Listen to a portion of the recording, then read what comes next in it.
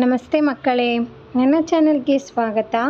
ಇವತ್ತಿನ ವಿಡಿಯೋದಲ್ಲಿ ಯಾಣ ಕುರಿತೊಂದು ಪತ್ರ ಗದ್ಯ ಭಾಗ ಸಮಿತಿ ರಚನೆ. ಯಾರೆಲ್ಲ ನನ್ನ ಚಾನಲ್ನ ಇನ್ನೂ ಸಬ್ಸ್ಕ್ರೈಬ್ ಮಾಡ್ಕೊಳ್ಳದೆ ನೋಡ್ತಿದ್ದೀರಾ, ಸಬ್ಸ್ಕ್ರೈಬ್ ಮಾಡ್ಕೊಂಡು ನೋಡಿ. ನಾನು ಹಾಕೋ ಪ್ರತಿಯೊಂದು ವಿಡಿಯೋಸ್ ಕೂಡ ನೀವು ನೋಡ್ಬೋದು. ಬನ್ನಿ ವಿಡಿಯೋ ಶುರು ಮಾಡೋಣ.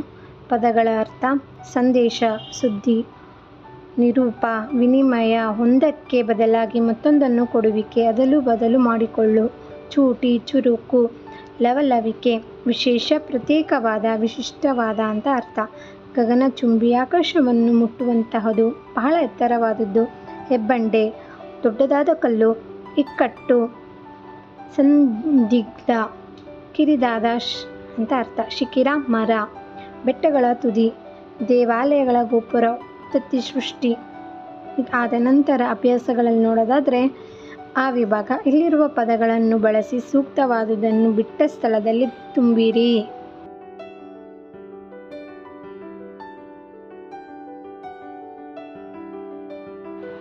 ಅದೊಂದು ಭಾನುವಾರ ಎಲ್ಲರೂ ಡ್ಯಾಶ್ ವಿನ ಮನೆಗೆ ಬಂದರು.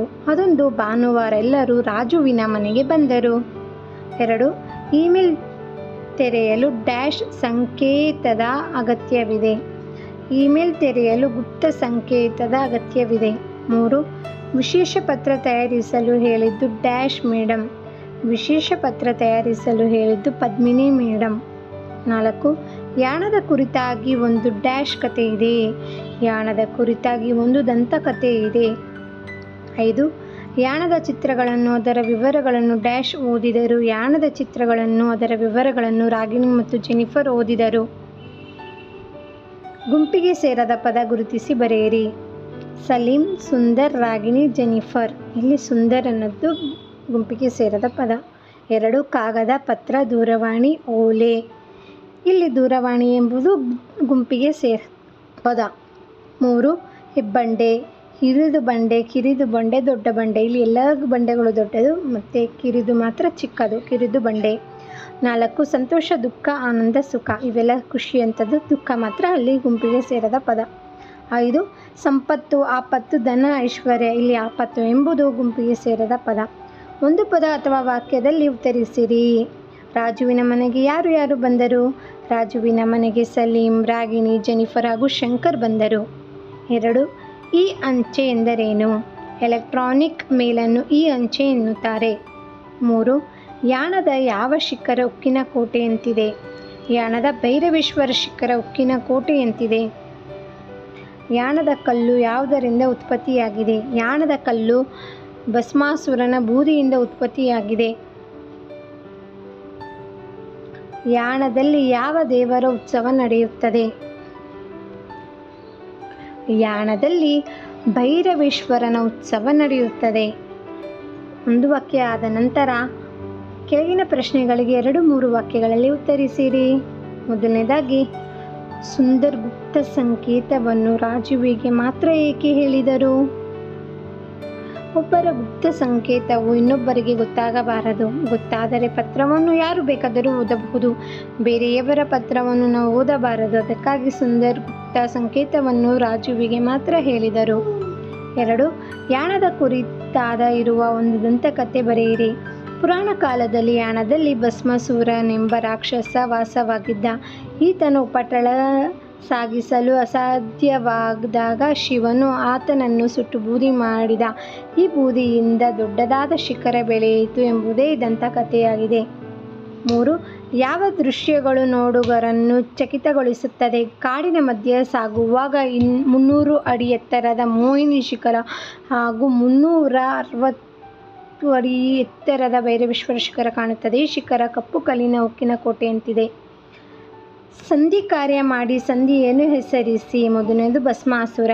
ಭಸ್ಮ ಪ್ಲಸ್ ಅಸುರ ಸವರ್ಣ ದೀರ್ಘ ಸಂಧಿ. ಭೈರವೇಶ್ವರ, ಭೈರವ ಪ್ಲಸ್ ಈಶ್ವರ ಗುಣಸಂಧಿ. ಏಕೈಕ, ಏಕ ಪ್ಲಸ್ ಏಕ ವೃದ್ಧಿ ಸಂಧಿ ಇತ್ಯಾದಿ. ಇತಿ ಪ್ಲಸ್ ಆವಿ ಎನ್ ಸಂಧಿ. 5. ಸೂರ್ಯೋದಯ, ಸೂರ್ಯ ಪ್ಲಸ್ ಉದಯ ಸೂರ್ಯೋದಯ ಗುಣಸಂಧಿ. ನಿಮ್ಮೂರಿನ ರಸ್ತೆ ಬೀದಿ ದೀಪಗಳನ್ನು ಅಳವಡಿಸುವಂತೆ ಕೋರಿ ಸಂಬಂಧಿಸಿದ ಕಚೇರಿಗೆ ಒಂದು ಪತ್ರ ಬರೆಯಿರಿ. ಇದ್ರ ಲಿಂಕ್ ನಾನು ಡಿಸ್ಕ್ರಿಪ್ಷನ್ ಬಾಕ್ಸಲ್ಲಿ ಹಾಕಿರ್ತೀನಿ, ಒಂದು ಸತಿ ನೋಡ್ಕೊಳ್ಳಿ. ಇದಾದ ನಂತರ ಸವರ್ಣ ದೀರ್ಘ ಸಂಧಿ ಎಂದರೇನು? ಒಂದೇ ಜಾತಿಯ ಸ್ವರಾಕ್ಷರಗಳು ಪರಸ್ಪರ ಸೇರಿ ದೀರ್ಘ ರೂಪ ಪಡೆಯುವುದು ಸವರ್ಣ ದೀರ್ಘ ಸಂಧಿ. ಇದಕ್ಕೆ ಉದಾಹರಣೆ ಗಿರಿ ಪ್ಲಸ್ ಈಶಾ ಗಿರೀಶ, ಇ ಪ್ಲಸ್ ಈ. ಗುಣಸಂಧಿ ಎಂದರೇನು?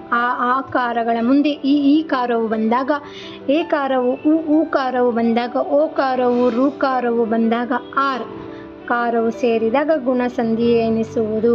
ಉದಾಹರಣೆಗೆ ದೇವ ಪ್ಲಸ್ ಈಶಾ ದೇವೇಶ, ಆ ಪ್ಲಸ್ ಆ ಈ ಹೂ ಆಗುತ್ತೆ. ಕೆಳಗಿನ ಪದಗಳಲ್ಲಿ ಬಳಕೆಯಾಗಿರುವ ಅಕ್ಷರಗಳನ್ನು ಹೇಗಾದರೂ ಜೋಡಿಸಿ ಅರ್ಥವತ್ತಾದ ಪೂರ್ಣ ಪದಗಳನ್ನು ಬರೆಯಿರಿ.